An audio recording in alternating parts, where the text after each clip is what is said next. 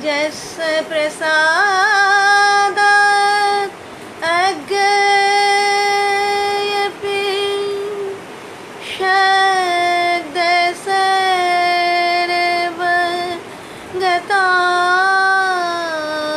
व्रजे सा श्रीचैतन्यदेवो मे भगवान् सम्प्रसीदतु।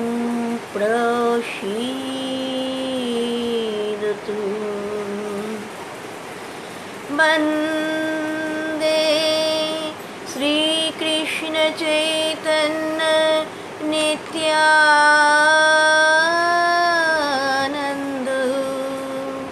सहजितो गौरदाय पुष्पवन्तो चित्रो छन्दो तमोनुदो।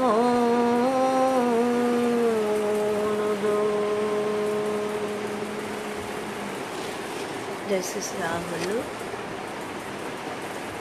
जय श्रीमन महाप्रभु, जय श्री श्री नित्यानंद प्रभु, जय श्री अद्वैत प्रभु, जय श्री गदाधर गोस्वामी पाद, जय श्री वासुदेव, जय श्री कविराज गोस्वामी पादेर जय, जय अनंत श्री श्री ठाकुर सीताराम दास ओंकारनाथ जी जय, जय वैष्णवाचार्य प्रभुपाद प्राण किशोर गोस्वामी जी जय, जय भागवतीय भावधारार पथप्रदर्शक प्रभुपाद नटराज किशोर गोस्वामी जी जय, जय गौर भक्तबृंदेर जय, जय पिता मातार जय।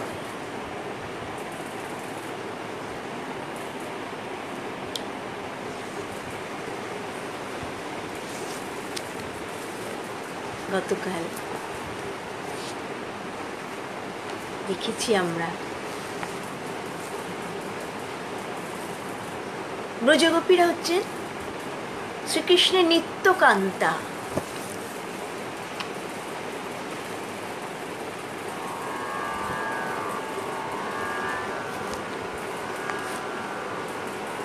শ্রীকৃষ্ণ গোপীদের নিত্যকান্ত।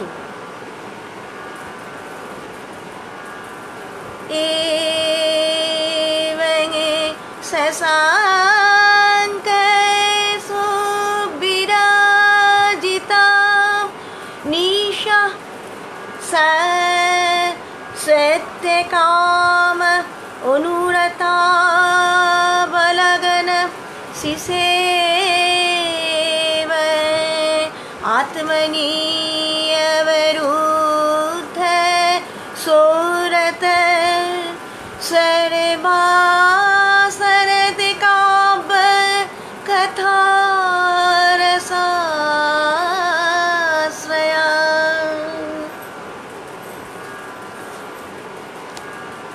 রাসনৃত্যের সময় যখন কোনো গোপী পরিশ্রান্ত হয়ে পড়তেন,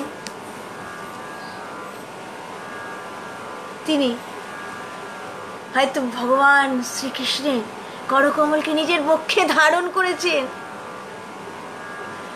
আর ভগবান বাহু যুগল দিয়ে তার গোপীদের তিনি আলিঙ্গনে আবদ্ধ করে রেখেছে। আবার কখনো তাদের সাথে হাস্য করছেন, আবার কত রকম উল্লাস প্রকাশ করছেন। এক এক গোপীর পাশে তিনি এক এক মূর্তিতে বিহার করছেন। আবার শুধু বিহারই করছেন না, রতিশ্রমে ক্লান্তা গোপীদের যখন শ্বেত ঝরছে তখন স্বহস্তে তা অপসারিত করে দিচ্ছে। আহা, কি লীলা প্রভু! আবার তাদের নিয়ে তিনি যমুনায় জলক্রীড়া করতে যাচ্ছেন। তাদের নিয়ে যমুনার উপবনে তিনি তাদের নিয়ে বিচরণ করছেন। শশাঙ্কা সুবিরাজিতা, প্রেয়সীদের কণ্ঠে তিনি হাত রাখছেন। তাদের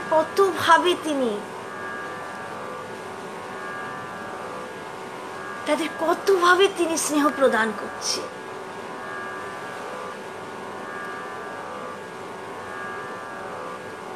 শিশেব, তাই বলেন শিশেব। এরকম কত রকম ভাবে তাদের সেবা করছেন। এই লীলাতে ব্রজ গোপীদের কোনো কিন্তু শশুক বাসনা ছিল না, কৃষ্ণেরও কোনো শশুক বাসনা ছিল না। ব্রজগোপীদের একমাত্র কাম্য যে তারা যেন শ্রীকৃষ্ণকে সুখী করতে পারেন, প্রীত করতে পারে।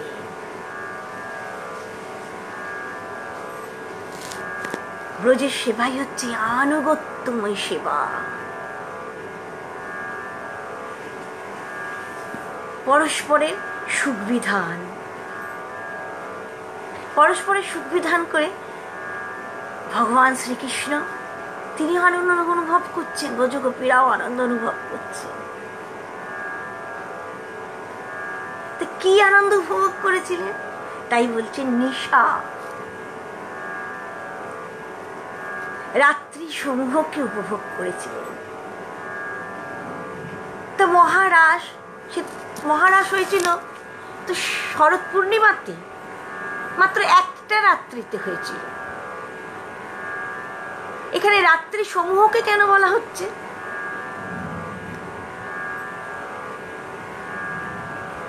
আবার বলা হচ্ছে সর্বা, মানে যাবতীয়। কেন এই কথা বলা হচ্ছে? শারদীয় পূর্ণিমাতে যে মহারাস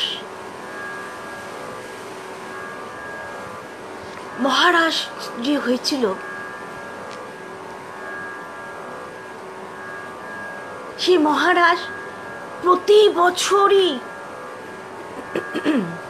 এই শারদীয় পূর্ণিমা রাত্রিতে এই মহারাস লীলা হতো।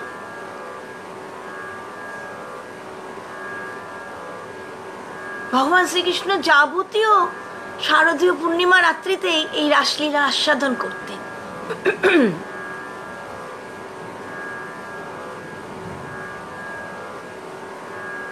এখানে যোগমায়ার প্রভাবে আর কৃষ্ণলীলার আনুকূলার্থে 12 মাসের সমস্ত রজনী পূর্ণ চন্দ্র আলোকিত, পূর্ণ চন্দ্র আলোকে আলোকিত রজনী। সাধারণ নিয়মে আমরা জানি তামসী রজনী, কিন্তু যোগমায়ার প্রভাবে সেই রজনীতেও রাসলীলা স্থলে পূর্ণ চন্দ্রের উদয় হতো।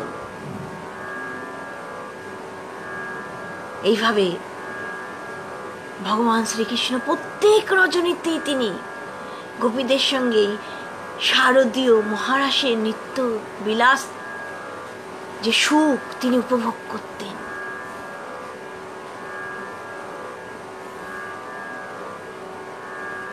সত্যকাম,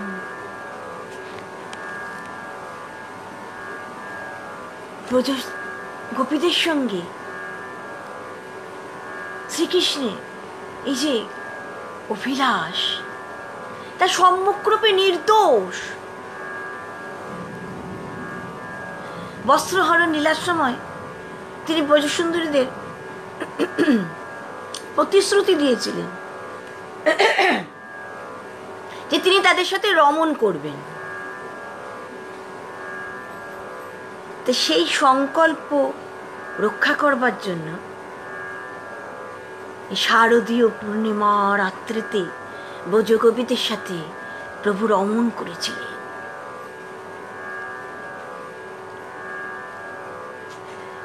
অনুরতা বলা গনা। ব্রজসুন্দরীগণ তো সবসময় তার অনুরক্ত, তাকে ছাড়া তো তারা আর কিছু জানেন না, তারা তো অত্যন্ত অনুরাগবতী। ব্রজসুন্দরীদের এই যে অনুরাগ, এই অনুরাগই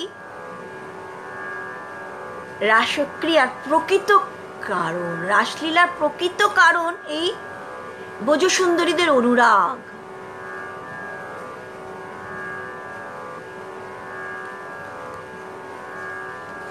ভগবানের কি করে আনন্দ দান করা যায়?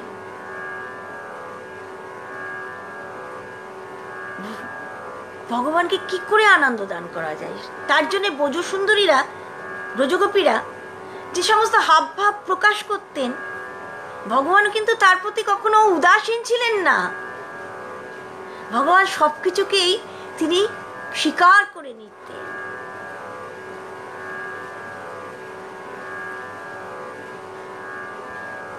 ভগবান তার থেকে আনন্দ লাভ করতেন, সেই রস তিনি আস্বাদন করতেন। ব্রজসুন্দরীদের, ব্রজগোপীদের প্রেমে বশীভূত হয়ে ভগবান তাদের সঙ্গে যে ক্রীড়া করে যে আনন্দ লাভ করতেন, ভগবান অত্যন্ত প্রীত হতেন। তাদের প্রেমে কোনো রসাভাস দোষ নেই, তারা শুধু ভগবানের প্রীতির জন্য যা করতেন, শুধুমাত্র ভগবানের প্রীতির জন্য। ভগবান তৃপ্ত হবেন, তিনি সুখী হবেন, তিনি সন্তুষ্ট হবেন, তাদের ভেতরে আর কোনো ভাব ছিল না।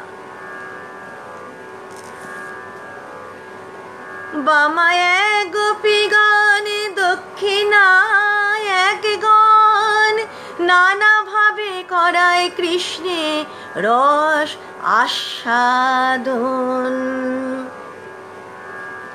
বলছেন দুরকম গোপী আছেন, এক বামা আর এক দক্ষিণা। বামান গোপীগণ কিরকম? তারা কৃষ্ণে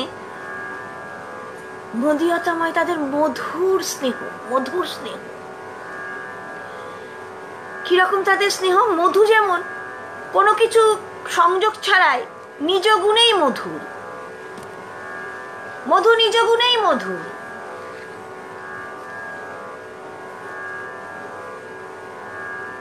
সেই রকম এই ব্রজগোপীদের অন্য কোনো ভাবের সংযোগ দরকার হয় না, তাদের স্নেহটা এতই মধু, তাই এই স্নেহকে বলা হলো মধু স্নেহ।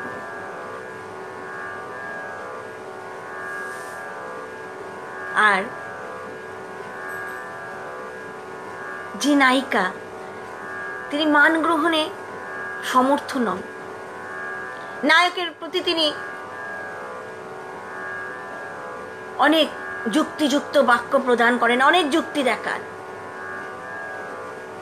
আবার নায়ক যদি একটু তার স্তব করেন, একটু যদি তাকে সন্তুষ্ট করার চেষ্টা করেন, তাহলে অতি শীঘ্রই সন্তুষ্ট হয়ে যায়। তারা হলেন দক্ষিণা নায়িকা। এই দক্ষিণা নায়িকাদের যে ভাব, তাদের এই ভাবকে বলা হচ্ছে ঘৃত স্নেহ। ঘি যেমন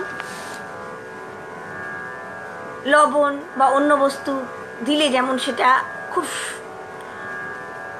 সুস্বাদু হয়, তেমনি এই যে ভাব, এই ভাবটা অন্য ভাবের সাথে যুক্ত হলে তবেই অত্যন্ত গ্রহণীয় হয়, তাই তাকে বলা হলো ঘৃত স্নেহ।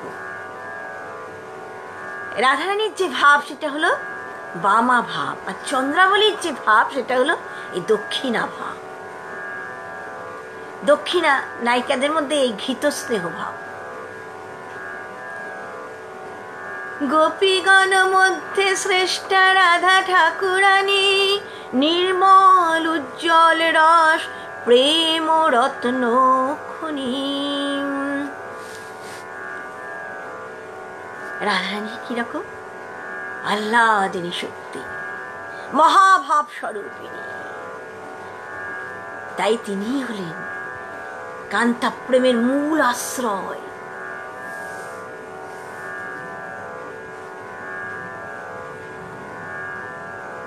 এত শুনিবারে প্রভুর আনন্দ সাগর, কহ কহ বলে প্রভু করে কহে দামোদর। প্রভুর এত আনন্দ হচ্ছে, প্রভু দামোদরকে, স্বরূপ দামোদরকে বলছেন, দামোদর আরো বলো, আরো বলো, আরো বলো। রাধারানীর প্রেমের যে অপূর্ব বৈশিষ্ট্য, সেই অপূর্ব বৈশিষ্ট্যের কথা শুনে প্রভুর অত্যন্ত আনন্দ হচ্ছে। রাধারানীর প্রেম সম্বন্ধে আরো আরো জানতে চাইছেন প্রভু স্বরূপ দামোদরের কাছ থেকে। তাই তাকে বলছেন, আরো বলো, আরো বলো, আরো বলো। তখন স্বরূপ দামোদর বলছেন, অধীরূঢ় মহাভাব সদা রাধার প্রেমে, বিশুদ্ধ নির্মল যেন দশবান হেম। রাধারানীর ভাব কিরম? অধীরূঢ় মহাভাব, বিশুদ্ধ, কামগন্ধহীন, 10 হেম। 10 বার আগুনে সোনাকে পোড়ালে সেই সোনা কিরম হয়? নির্মল হয়ে যায়, তাতে আর কোনো খাদ থাকে না, তাতে আর কিছু কোনো মলিনতা থাকে না। রাধারানীর যেই অধীরূঢ় মহাভাব, সেখানে কোনো মলিনতার লেশ মাত্র নেই।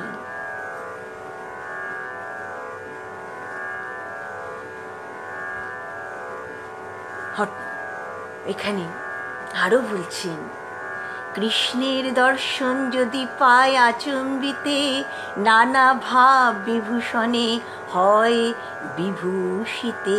হঠাৎ শ্রীকৃষ্ণকে দর্শন করেছেন রাধারানী,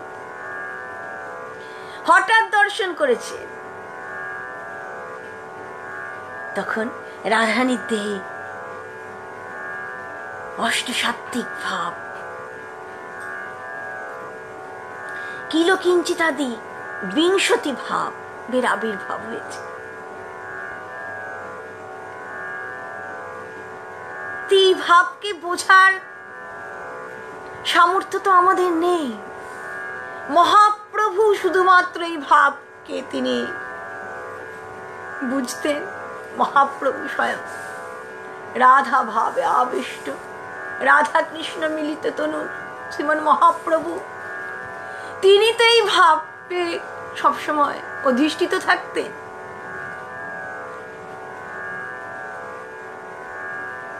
তো তিনি এই ভাবে ওই জগন্নাথের সামনে নৃত্য করতেন। আর এই ভাব অলংকার লাগে না, যখন এই ভাব পরিস্ফুট হয় তখন রাধারানী যে অপূর্ব শোভা ধারণ করতেন। মহাপ্রভু তো তাই দর্শন করছেন, আর তিনি সেই রাধা ভাবে তিনি কৃষ্ণকে দর্শন করছেন আর নৃত্য করছেন। এই ভাবগুলো তো মহাপ্রভুর ভেতরে পরিপুষ্ট। মহাপ্রভু তো সেই ভাবেই, তিনি সমস্ত ভাব তো মহাপ্রভুর শরীরের মধ্যেই দর্শন করা যাচ্ছে। যারা সেখানে উপস্থিত ছিলেন তারা কত মহাভাগ্যবান।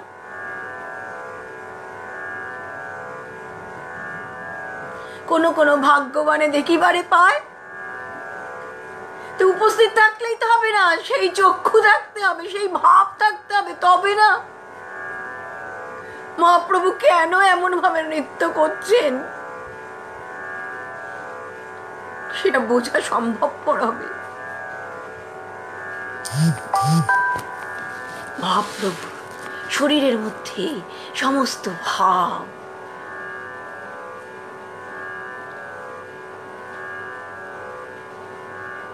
এখানে স্বরূপ দামোদর আরো বলছেন, কিলকিঞ্চিত কুট্টুমিত বিলাস ললিত, বিবোক মোট্টায়িত আর মুগ্ধ চকিত। মৌথ কিরকম, মধ্যভাব কিরকম না, প্রিয়তমের কাছে গেছেন, জানেন তিনি তিনি সেইটা সম্বন্ধে সবকিছু কিন্তু তিনি অবগত, জানেন, তাও যেন না জানার ভাব করছেন, প্রিয়তমকে জিজ্ঞাসা করছেন, জেনেও না জানার ভাব করা, অর্থাৎ তার কাছ থেকে কিছু শুনবো, তার মুখের থেকে কোনো বাণী নিঃসৃত হবে সেইটা শুনব। একসময় সত্যভামা শ্রীকৃষ্ণকে জিজ্ঞাসা করছেন, কৃষ্ণ, আমার কঙ্কনের এই যে মুক্তা ফলগুলোর মতো এই যে ফলগুলো দেখছি, এর নাম কি? এই ফল, এই লতা কোথায় পাওয়া যায়? কে এই লতা রোপণ করেছেন? অর্থাৎ সবই হয়তো সত্যভামা জানেন, তথাপি কিছু তো বলতে হবে, আর তো কিছু বলার পাচ্ছেন না, কিছু তো বলতে হবে।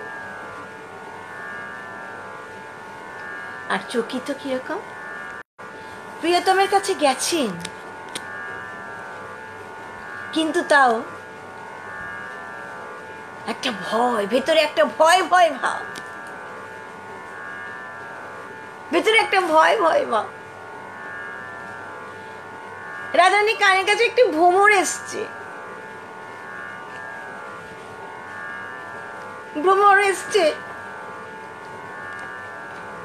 তা তিনি তখন তার এক সখীকে বলছেন, সখী, আমাকে রক্ষা করো, আমাকে রক্ষা করো, আমাকে রক্ষা করো, দেখো আমার কানের কাছে একটা ভ্রমর এসে গুনগুন করছে, আমাকে রক্ষা করো, আমাকে রক্ষা করো। এমন বলতে বলতে ওই মধুকরের ভয়েই রাধারানী গিয়ে গোবিন্দের চরণে পড়ে গেছে।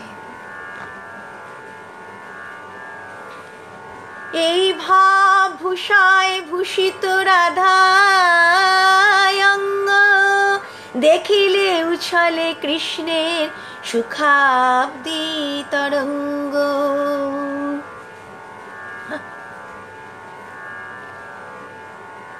অলঙ্কার তো সৌন্দর্য বৃদ্ধি করে, রমণীদের অলঙ্কার ধারণ নিজের সৌন্দর্যকে বৃদ্ধি করবার জন্য। আর এই ভাব যখন পরিস্ফুট হয়, তখন যে সৌন্দর্য প্রকাশিত হয়, বিকশিত হয়, তা সব অলঙ্কারকে যেন তুচ্ছ করে দেয়। এমনই এই ভাবের প্রকাশ, এমন এই ভাবের সৌন্দর্য, এমন মাধুর্য এই ভাবে। এক সময় রাধারানীর কাছ থেকে দান আদায় করবেন, তো শ্রীকৃষ্ণ তো সেখানে তার পথ বন্ধ করে দাঁড়িয়েছেন।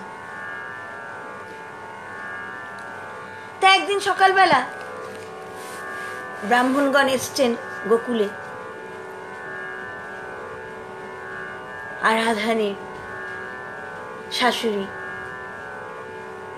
জটিলা আমাকে বলছেন যে আমাদের যজ্ঞ হবে, সেখানে যজ্ঞে ঘি দিতে হবে। গোবর্ধন পাশে আমরা হরিষে করিব যজ্ঞের কামে, যে গোপ যুবতী ঘৃত দিবে তহি ইষ্টবর পাবে দান। সেই যজ্ঞে যিনি ঘি দেবেন তিনি তার মনোমতো বর পাবেন। এই শুনে তো শাশুড়ি মা রাধারানীকে বলছেন, যাও যাও যাও, ওই যজ্ঞে গিয়ে ঘি দিয়ে এসো, ব্রাহ্মণগণ যজ্ঞ করছেন, সেখানে গিয়ে ঘি দিয়ে এসো। যে শাশুড়ি মা কোনো সময় বৌমাকে বেরোতে দিতে চাইতেন না, সেই শাশুড়ি মাই বলছেন, যাও যাও, ওই যজ্ঞে গিয়ে ঘি দিয়ে এসো, ব্রাহ্মণরা যজ্ঞ করছেন, সেখানে গিয়ে ঘি দিয়ে এসো। তা রাধারানী তো সখীদের নিয়ে সোনার পাত্রে ঘি নিয়ে গোবর্ধনের দিকে যাচ্ছে। আর এদিকে তো শ্রীকৃষ্ণ সংবাদ পেয়েছেন রাধারানী আসছেন, আর কি দেরি করা যায় নাকি? ওদিক থেকে শ্রীকৃষ্ণ সুবল এবং তার অন্যান্য সখাদের নিয়ে তিনিও গোবর্ধনের দিকে অগ্রসর হয়েছে।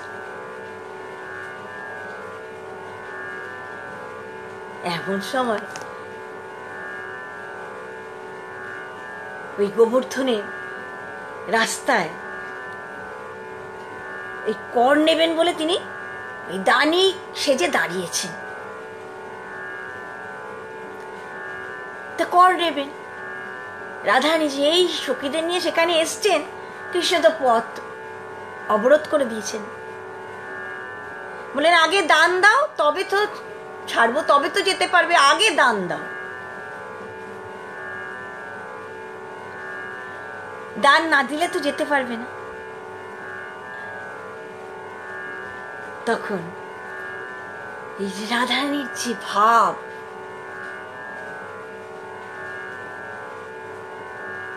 রাধারানীর যে শুষ্ক বদন, কোনো সময় ক্রোধ প্রকাশ পাচ্ছে, কোনো সময় তিনি মন্দ হাস্য করছেন, এই যে বিভিন্ন ভাব, এই সমস্ত ভাবের যখন উদয় হয় তখন তাকেই বলা হয় কিলকিঞ্চিত ভাব। কিলকিঞ্চিত ভাব।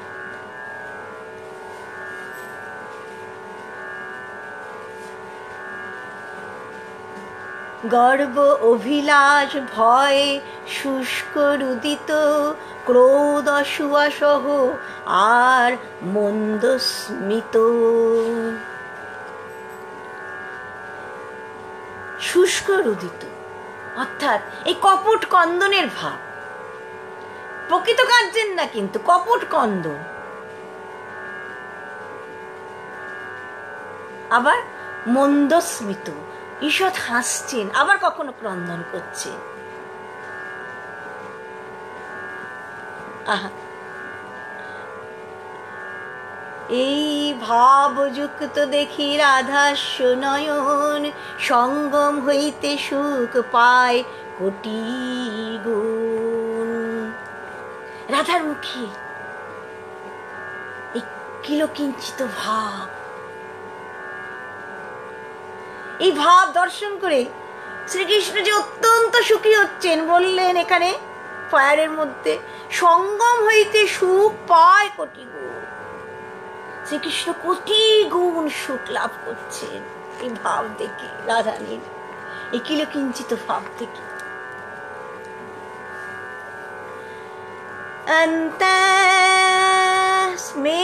অন্তঃস্মেরতয়া युज्ज्वला जलकन बकीर्ण पखाङ्कुरा किञ्चित् पाटलिताञ्चला रसिकतत् सिकिता पुरः कुञ्चति।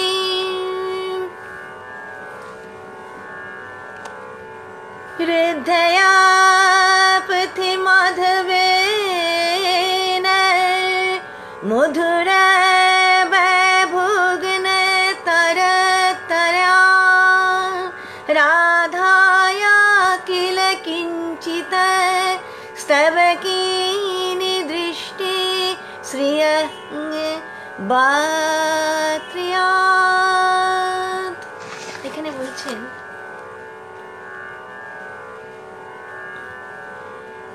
অন্তরের আনন্দে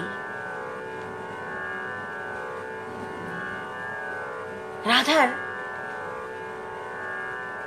মুখটি এমন উজ্জ্বলতা প্রাপ্ত হয়েছে, আর কি রাধার রানীর যে অশ্রুকণায় তার চোখের রোমগুলিও ভিজে গেছে। ডানঘাটির পথে ভগবান যখন রাধারানী পথ অবরোধ করে দাঁড়িয়েছিলেন, তখন রাধারানীর কি অবস্থা হয়েছিল এই শ্লোকে তাই বলা হচ্ছে।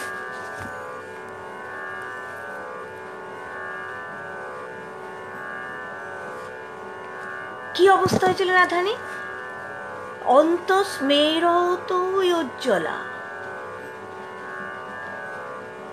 অন্তস্মেরতয়া উজ্জ্বলা। অর্থাৎ হাসি তো অনেক রকম ভাবে হাসা যায়। কোনো সময় শুধুমাত্র একটু ঠোঁটটা ফাঁক করে হাসা হয়, কোনো সময় আমার মুখটা বিস্তৃত করে হাসা হয়। আবার একটা হাসি আছে যে হাসিটা প্রাণের অন্তঃস্থল থেকে উত্থিত হয়, তখন সেই হাসিটা কি চোখের মধ্যেও সেই হাসির প্রকাশ হয়। শুধু মুখে আসা যায় তাই নয়, ওই তখন চোখের মধ্যেও সে হাসির অভিব্যক্তি।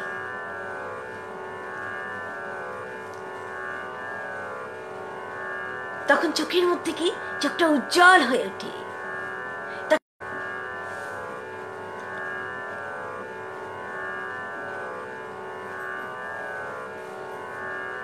শুধুই আনন্দ, শুধুই আনন্দ।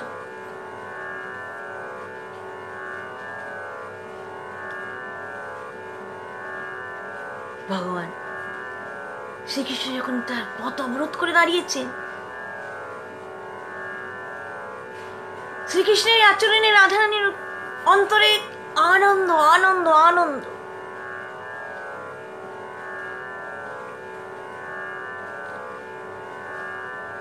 জলকণ ব্যাকীর্ণ পক্ষাঙ্গুরা। রাধারানীর চোখ দুটি অশ্রুকণায় ভিজে গেছে, অশ্রুসিক্ত হয়ে উঠেছে। কিঞ্চিত পাতলিতাঞ্চলা। রাধারানীর নয়নের প্রান্তভাগ রক্তবর্ণ হয়ে উঠেছে। রসিক তৎসিক্তা, রসিকতা দ্বারা উত্তম ভাবে তা সিক্ত হয়ে গেছে।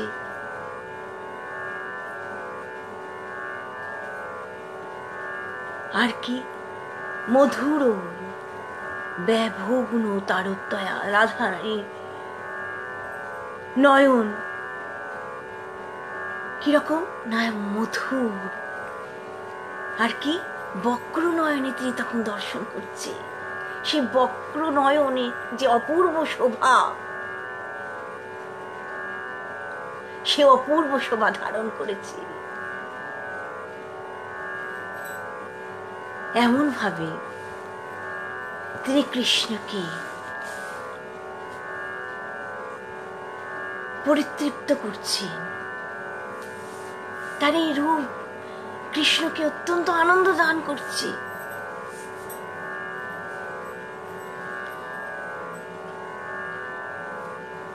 অত্যন্ত আনন্দ পাচ্ছেন ভগবান তার এই রূপ দর্শন করে।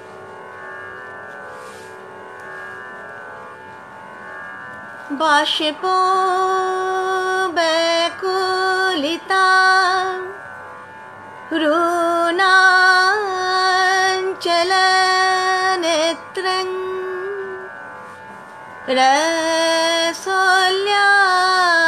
রসোল্লাসিতং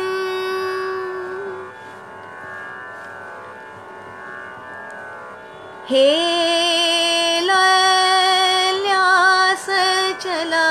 ललासचलाधरं कुटिलिते भ्रूजुगमं उद्दात्स्मितं कान्ताया किल किञ्चिताञ्चितं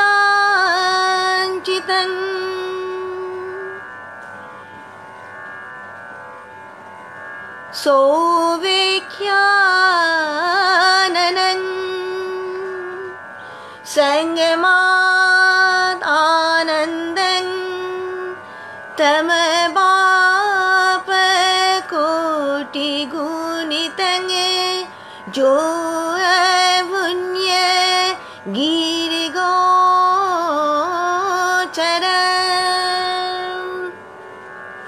বলছেন মধ্যাহ্ন লীলাতে ভগবান রাধার অঙ্গ স্পর্শ করবার জন্য যখন তিনি অগ্রসর হন, তখন রাধারানী কিরকম অবস্থা? তখন রাধারানী কখনো লজ্জা পান, কখনো ভয় পান, কখনো স্পর্শ পাবার জন্য উৎকণ্ঠিতা, আবার ভীতা। কখনো পুষ্প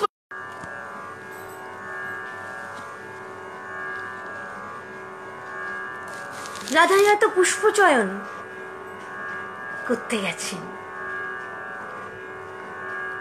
তা পুষ্পচয়ন করতে গেছেন রাধারানী,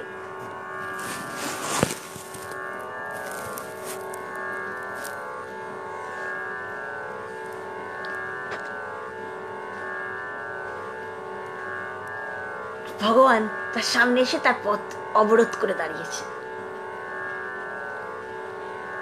তিনি যখন এমন ভাবে পথ অবরোধ করে দাঁড়িয়েছেন, একদিকে তো তার প্রাণনাথকে দর্শন করছেন, সেই আনন্দ,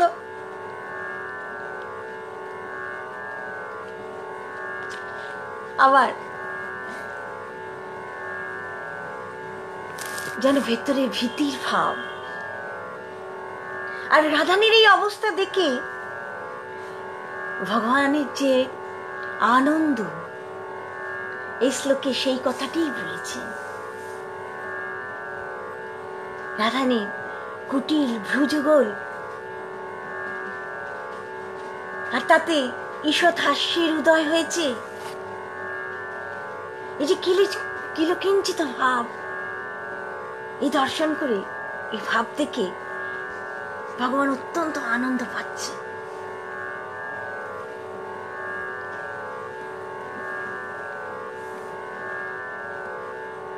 এত শুনি প্রভুর হইলা আনন্দিত মন, সুখাবিষ্ট হইয়া স্বরূপে কইল আলিঙ্গন। এত সুন্দর ভাব প্রকাশ করছে স্বরূপ দামোদর, প্রভুর খুব আনন্দ পাচ্ছে।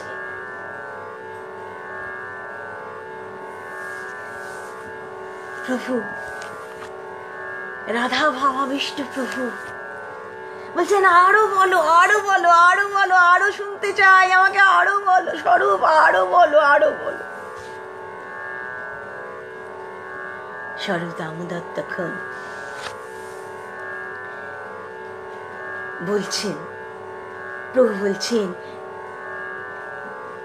বিলাসাদি ভাবের কথা বলো, বিলাসাদি ভাবের কথা।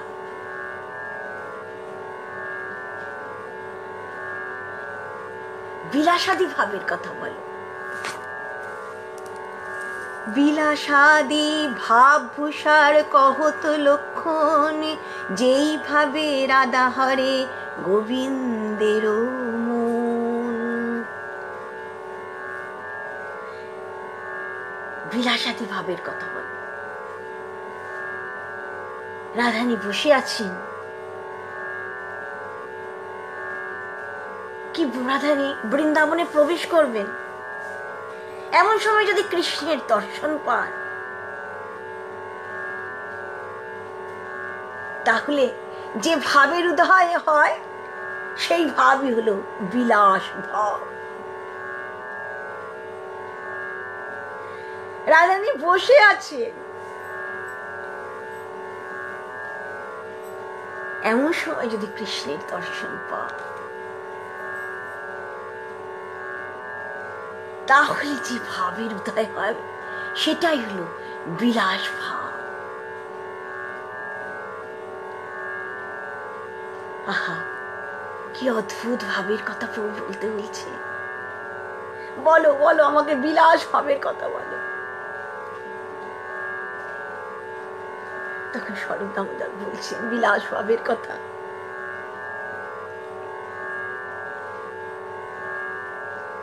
বলছেন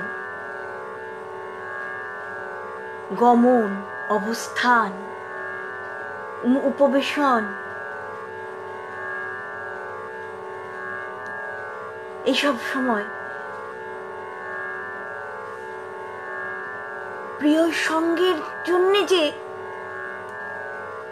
তৎক্ষণাৎ যে একটা প্রিয় সঙ্গ লাভের জন্য একটা যে বৈশিষ্ট্য, একটা যে অদ্ভুত ভাব, তাকেই বলে বিলাস ভাব। হঠাৎ কৃষ্ণ এসে পড়েছে, রাধারানী হয়তো যাচ্ছেন, এমন সময় কৃষ্ণকে দর্শন করেছে। তখন রাধারানীর যে ভঙ্গি, রাধারানীর যে গতি, রাধারানীর মুখের, রাধারানীর নেত্রের, রাধারানীর হাবভাবের যে বৈশিষ্ট্য, তাকেই বিলাস বলে। ভগবান এসে পড়েছেন তার গতিপথের মধ্যে, বা তিনি হয়তো বসে আছেন, শ্রীকৃষ্ণ হঠাৎ এসে পড়েছে। তো তখন রাধারানীর যে ভাব, রাধারানীকে তখন আর স্বাভাবিক থাকতে পারেন? প্রিয়তম সামনে এসেছেন, তো তখন তো তার চোখে মুখে সবটাতে একটা অন্য অভিব্যক্তি।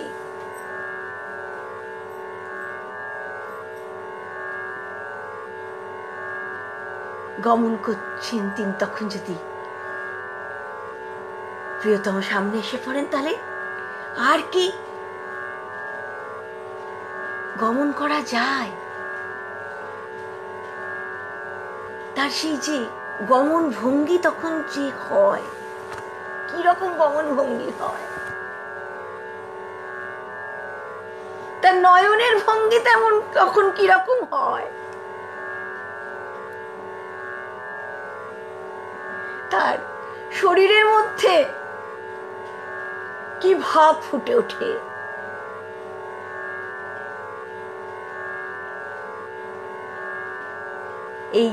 এই যে বৈশিষ্ট্য, একেই বলা হয় বিলাস ভাব।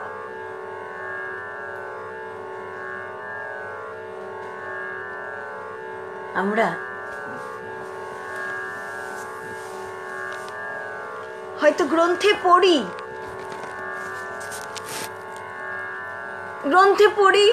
পড়লাম, কিন্তু অন্তরে গ্রহণ করতে পারি না।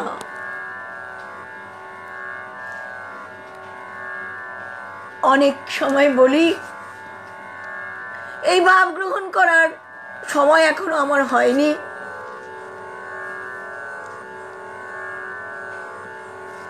আবার অনেক সময় বলি যে কিছুই বুঝতে পারলাম না। আবার কোনো সময় পড়তে পড়তে আর পড়ার ধৈর্য থাকে না, এত ভাবের কথা পড়ার ধৈর্য থাকে না।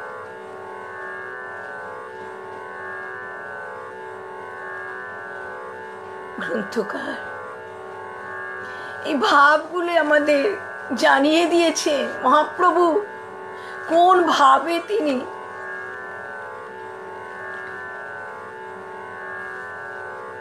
জগন্নাথ দেবের সামনে গিয়ে নৃত্য করতেন, তিনি যে এমন ভাবে দর্শন করতেন, তার ভেতরে যে ভাবগুলো তখন প্রকাশিত হতো।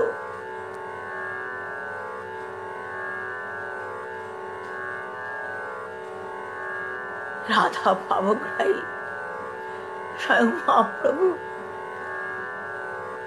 তার ভেতরে যে তখন সেই ভাব, তিনি যে সামনে কৃষ্ণকে দর্শন করছেন, স্বয়ং রাধারানী গৌরাঙ্গ কিশোরী দর্শন করছেন কৃষ্ণকে।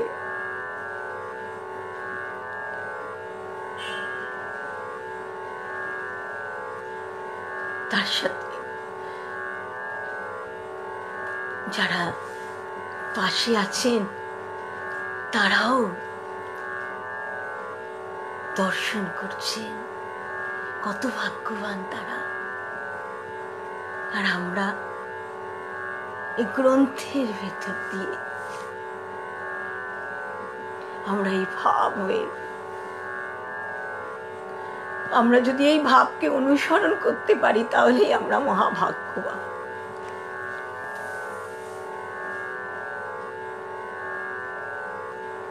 আমরা কত সুন্দর সুন্দর জিনিস দেখি, কত সুন্দর জিনিস দেখলে আমরা সেটিকে পাবার জন্য অত্যন্ত আকাঙ্ক্ষী হয়ে উঠি। কত সুন্দর ফুল দেখি, কত ভগবানের সৃষ্টি, সবই তো সুন্দর। কিন্তু আমরা সেই স্রষ্টার সাথে কয়জন আমরা সম্বন্ধ যুক্ত হতে চাই। দেখি ফুল নিলাম, হয়তো ঘরে সাজিয়ে রাখলাম, খুব বেশি হলে ভগবানের চরণে দিলাম, কিন্তু সেই স্রষ্টার সাথে আমরা কজন সম্বন্ধ যুক্ত হতে পারি, চাই। তার সাথে সম্বন্ধ যুক্ত হবার জন্যে গ্রন্থকার এত অপূর্ব পয়ার তিনি রচনা করেছেন। কেন, কিভাবে, কোন ভাবে অবস্থান করছিলেন মহাপ্রভু, যার জন্য তিনি প্রতিদিন ওই সুন্দরাচলে গিয়ে তিনি তো ওইখানে অবস্থান করতেন। আর সকাল হলে স্নান করে তিনি সকলকে নিয়ে জগন্নাথ দেবের সামনে গিয়ে নৃত্য করতে, রাধা ভাব আবিষ্ট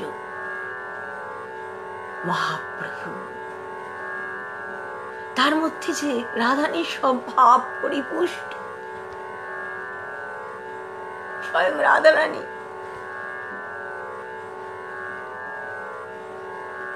গৌরাঙ্গ কিশোরী তিনি নৃত্য করতেন শ্রীকৃষ্ণের সামনে গিয়ে। আর সেই ভাবগুলোকে বোঝানো হচ্ছে। শ্রীকৃষ্ণকে সামনে দেখলে, গমন পথে দেখলে কি ভাব, রাধারানীর কি ভাব হয়েছিল, সেই ভাবগুলোকে এখানে বোঝানো হচ্ছে।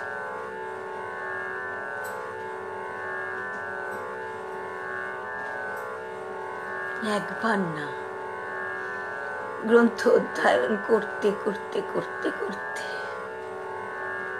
মনুষ্যানাং সহস্রেষু কশ্চিৎ যততি সিদ্ধায়,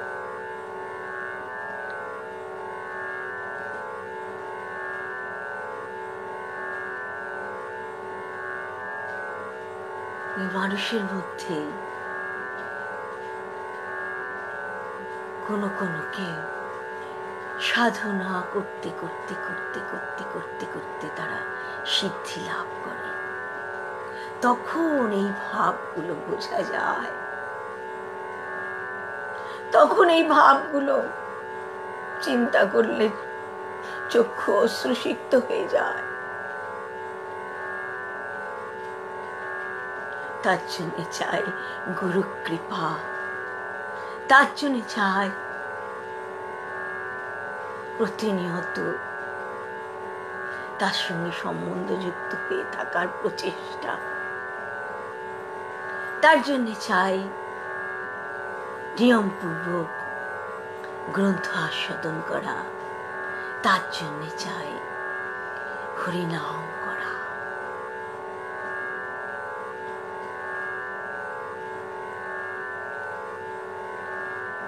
হরে কৃষ্ণ কৃষ্ণ কৃষ্ণ হরে হরে, হরে রাম রাম রাম হরে হরে, হরে কৃষ্ণ কৃষ্ণ কৃষ্ণ হরে হরে, হরে রাম রাম রাম হরে হরে, হরে কৃষ্ণ কৃষ্ণ কৃষ্ণ হরে হরে, হরে রাম রাম রাম হরে হরে, হরে কৃষ্ণ কৃষ্ণ কৃষ্ণ হরে হরে, হরে রাম রাম রাম হরে হরে, হরে কৃষ্ণ কৃষ্ণ কৃষ্ণ হরে হরে, হরে রাম রাম রাম হরে হরে, হরে কৃষ্ণ কৃষ্ণ কৃষ্ণ